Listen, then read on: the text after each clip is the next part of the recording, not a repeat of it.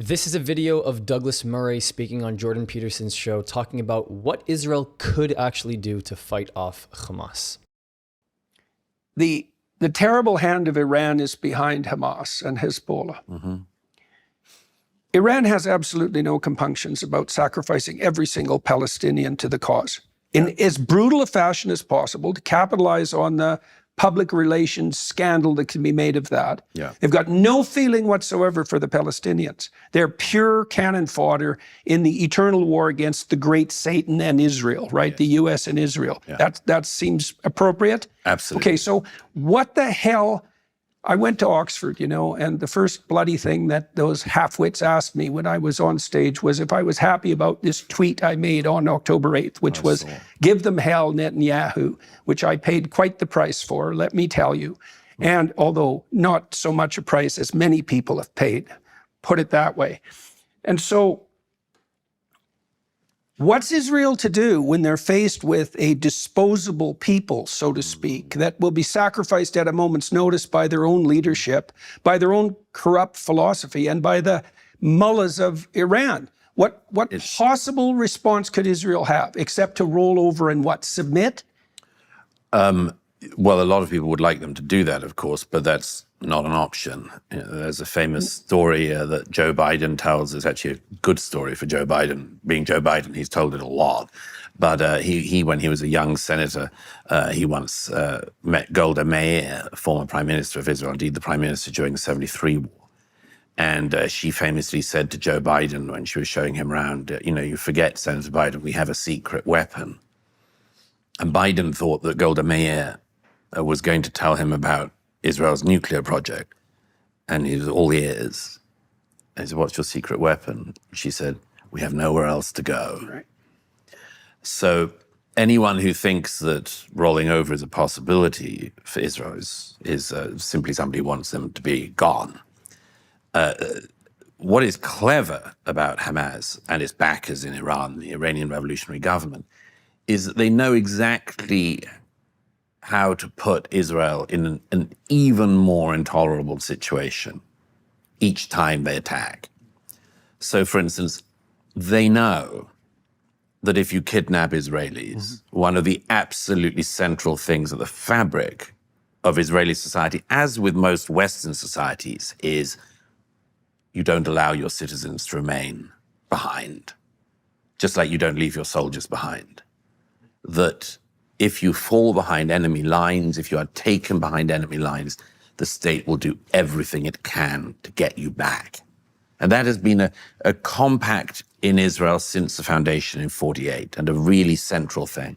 So Hamas knew, and I have lots of testimony from people who, for instance, overheard terrorists on the morning as they were lying dead or other things, heard the terrorists at, for instance, the Nova Party debating which of the young girls they should shoot and which they should kidnap. And, there were debates that they might have had too many people, too many girls to take back, for instance. But Hamas did the kidnapping knowing that to have 250 Israelis in captivity is to have an unbelievable advantage over the Israelis, because they're going to have to come in. They're going to try to save them.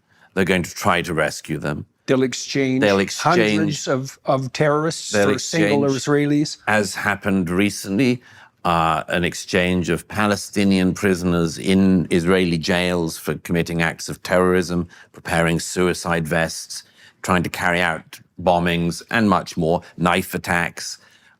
They will exchange sometimes hundreds of those Palestinians for, as happened the other week, the coffins of 2 Jewish babies. So, well, one of the things that's striking about your book is your continued explication of the Hamas and Hezbollah terrorists, psychopaths, their willingness to exploit every element of human decency to wage the most destructive possible of wars, yes. Right? So the tunnels, let's go into that for a minute. So Gaza is 11 by 11 miles, approximately 140 square miles, 350 miles of tunnels, right? Longer than the London Underground, which is a stunning fact. Stunning fact. Longer than London Underground, and as I joked to the British military friend, rather better run. 6,000 entrances, many of them in the bedrooms of children. Oh, almost always where the tunnel entrances come up, they come up in children's bedrooms, in houses throughout Gaza. They come up inside mosques, but they come up inside hospitals. Even in 2014, the BBC acknowledged that the Hamas leadership were coming up from tunnels underneath the Shifa hospital, which is one of their command headquarters. By the way, all of that is, for anyone who cares about this, completely against every law of war. The Geneva Conventions, every convention of war is you are not allowed to fight, you're not meant to fight in civilian clothing, you're not meant to fight and fire from places of worship, you're not meant to stockpile ammunition in hospitals, you're not meant to make civilian homes targets for reasons that our species thought we all understood. Sufficiently victimized perpetrators have no reason to abide by any standards. No, How and about of course, that for an argument? And of course, militarily, this is all to Hamas's enormous advantage, because again, they know that if there is a stockpile of ammunition or a terrorist or a tunnel entrance or whatever in a civilian home, and even if the Israelis tell all the locals to get out, the world's media will say that Israel bombed or invaded a civilian home. Or a hospital or a place of worship. There's a member of the Israeli None of those words have the same meaning. None of them. In Gaza that they do in the West. None at all. It's whenever it's reported that, you know, that a hospital has been hit, it's usually reported in the world's press, as Hamas wants, that the Israelis just decided to bomb a hospital, as if they're so evil, these Israelis, that they even bomb hospitals.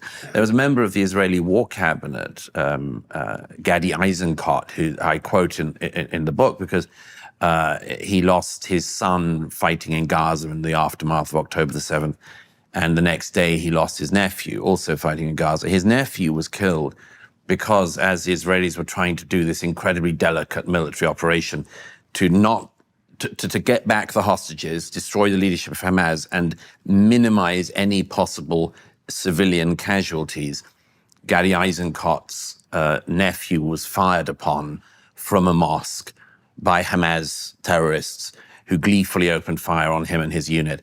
And they were meant to be sticking to Hamas were doing that. The Israelis were trying to stick to the normal laws of conflict and not just destroy the mosque. And so they lost soldiers. This is another example of the way in which Hamas do this. Any normal society that valued the life of their own civilians, like America, Britain, Israel, would, if it knew that its people were going to come under bombardment, often do what the Israelis did in the south and indeed across much of the country, which is you build bomb shelters in every home. And you have bomb shelters in every civilian area. And across the south of Israel, that's the case, as it is in the north, because it's been being shelled by Hezbollah for 20 years. But only in Gaza do you get a situation where, and I quote one of the Hamas leaders saying this in an interview with Al Arabiya last year, this Hamas leader was asked by a friendly Arab journalist, why, if you say the civilian casualties in Gaza are so high, why can't you allow the civilians of Gaza to shelter in your tunnel networks that you've built underneath Gaza?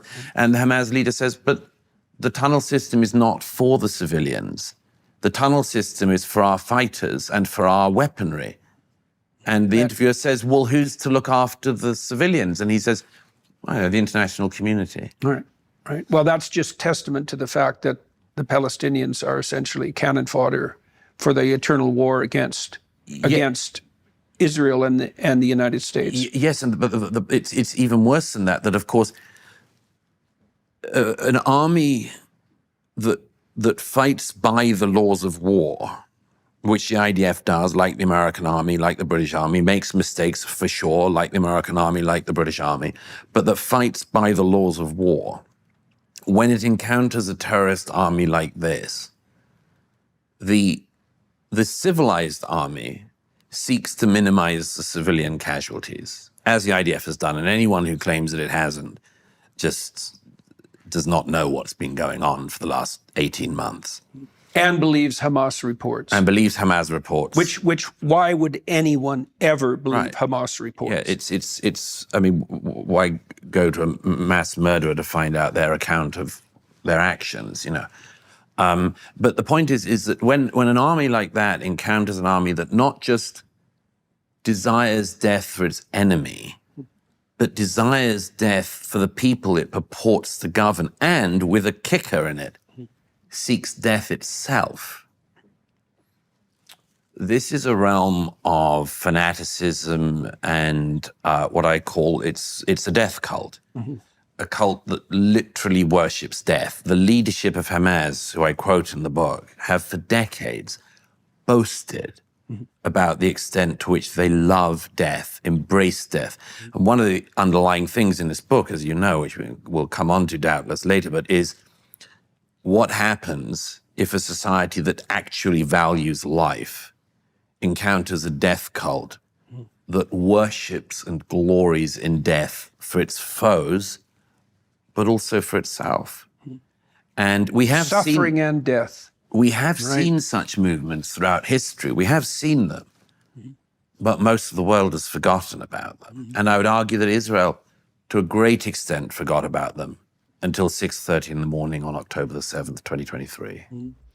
I have actually a slight answer for Jordan Peterson when he, rhetorically, when he asks and he says, why would anybody believe the Gazan health ministry? Why would anybody believe Hamas?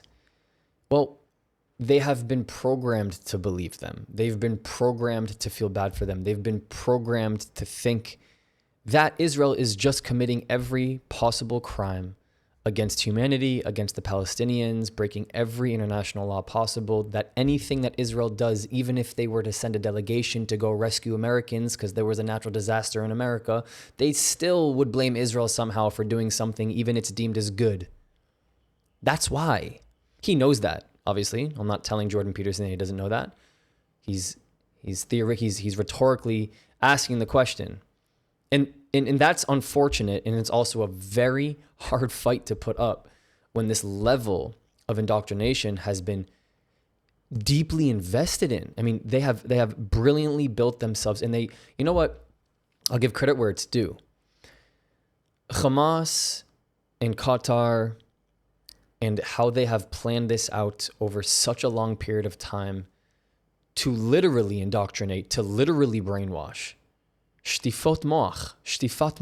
Shtifa is to wash something, and moach is brain. Like the shtifat moach, the literal brainwashing of these people across the world. It took so much time by the radical Islamist terrorist groups against Israel. And I have to give them credit for deploying an incredible amount of patience. They really waited for the right time in history, the right day, the perfect time, the perfect moment, which it was this Saturday morning, October 7th, 2023. All of those years, starting way back when, with all the Arab revolts, playing the victim card, making it seem like Israel has always been doing this occupation throughout history, that Israel's always the one not willing to negotiate, that Israel's always the one not coming to the peace drawing table. Years and years and years, shifting classrooms, changing the conversation in classrooms.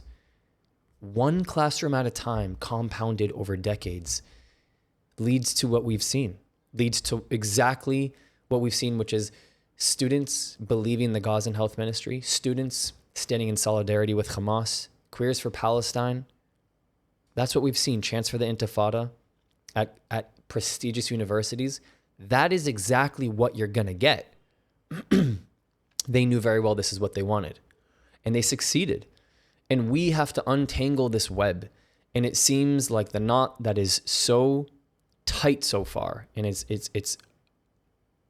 we are unable to untangle it, to be honest with you, especially when all odds are against. But it's a web that is so dangerous, and the more that we let people tighten the knot, the further away we are getting from a Middle East that we've all imagined, which is a peaceful Middle East, a coexistent Middle East, a diverse Middle East, and a safe Middle East. And I don't understand why anyone would not want to do that. And I don't understand why they can't measure the fact that everything that they've tried to do to claim as a peaceful movement has led to that knot being tight more and more. It's led to us getting further away from peace, not closer to it. How do I know this? Look at the state of the union. Look at the current landscape. Gaza is not in a better condition. Israel doesn't feel safer. Jews don't feel safer. I just look at the facts. I don't care about my opinion. I'm looking at the facts. If Jews felt safer, if Israelis felt safer, if Gaza and the Palestinians didn't have the sentiment that they did, if there weren't as many attacks, if anti-Semitism was on a decline, I wouldn't say what I'm saying to you right now. I'd look at it as, wait a minute, hold on, there's something happening. And the question is, why are these changes happening? The changes that are happening are bad ones. And if we're not evaluating why, then we're not getting closer to trying to untangle and undo this knot. Please help us undo this knot. Share this video. Thank you so much for all your support. I'll see you next time. If you want to continue the conversation, you can support my work for free. Discord does not cost a thing. It is the best way to connect with me and others who are seeking the truth. The link is in the description. But if you want to take it one step further, my Patreon gives you access to the Israel you don't see, uncovering the untold stories of what mainstream media does not show you. The link is in the description and it helps me to continue this work. Or if you're just looking to help this thing go, PayPal and Buy Me a Coffee is a really easy way to support me. This channel, this work does not happen without all of you. Thank you. I love you. I'll see you next time.